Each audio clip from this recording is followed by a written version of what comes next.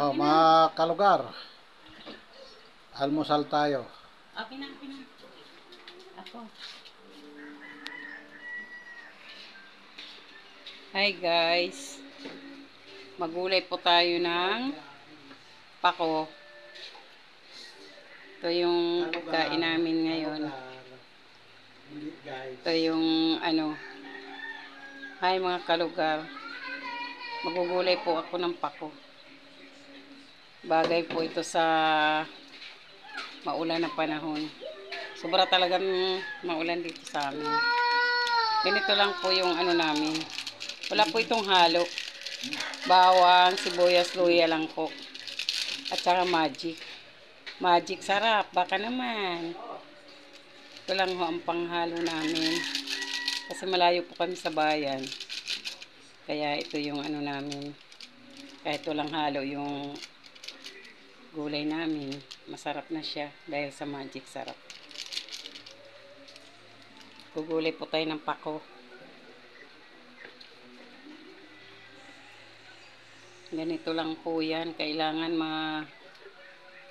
yung gata mo malapot para malasa yung pako. Bagay po yan sa sobrang maulan dito sa amin. Maulan po talaga dito. Halos araw-araw. Ito po yung aming almusal. Saging, tuyo, at saka po, yung pako po. Kasi grabe ho ang panahon dito sa amin, no.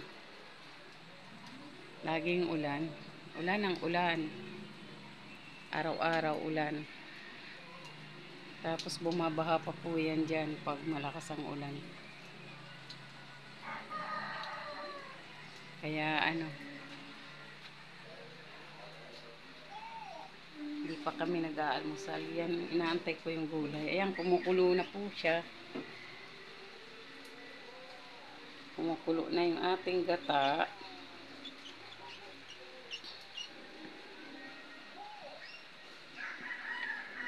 Lalagay na po natin yung ating pako.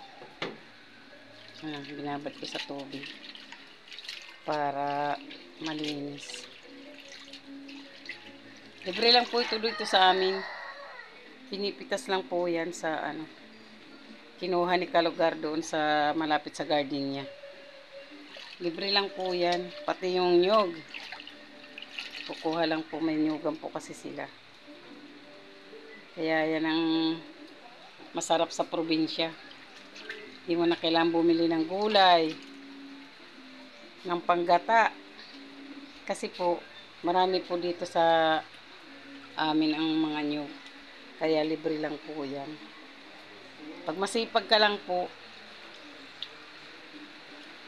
maganda ang buhay dito sa probinsya. Tanim-tanim ka lang.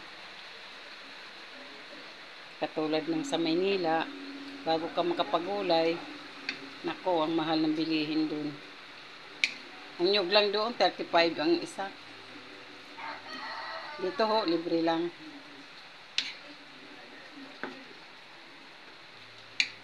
Libre lang po. Time po natin na kumulo ulit para maluto yung pako.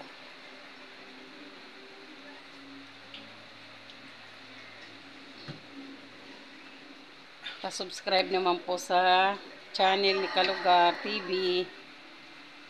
Mag-likes po kayo at saka subscribe. Marami pong salamat. Yan lang ho ang pinagkakalibangan niya ngayon kasi po retire na siya sa trabaho. Kaya umuwi na po kami ng Samar. Dito na po kami naninirahan. Yan. Ayan po si Kalugar. Ito yung aming almusal. Mamaya, kakain po kami. Pag naluto yung yung pako. Antay ko lang kumulo. Yan, kumukulo na po. Hindi po kailangan ito yung ano, matagal iluto kasi pangit po yung laga ito eh.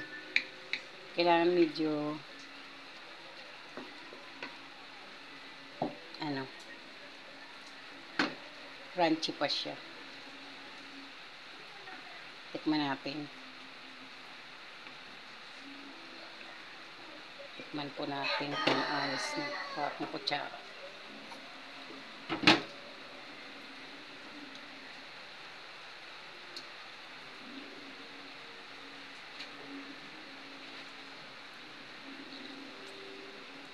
Ay, okay na po.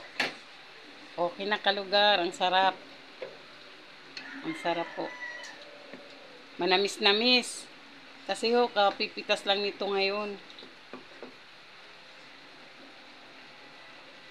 Manamis-namis ho yung pakwa tsaka yung ano, hindi pa. Kunti pa.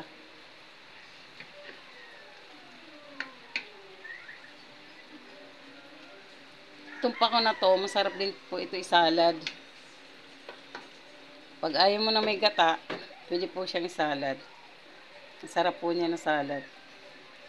Yan, luto na po. Tayin ko na po.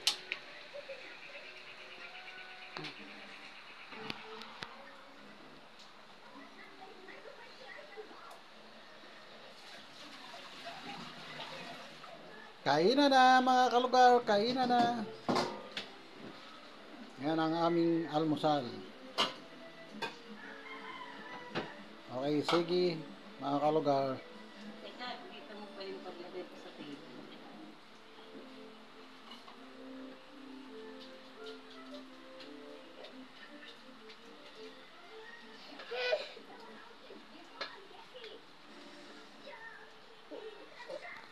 Tuyo yan, hindi ka kakain yan.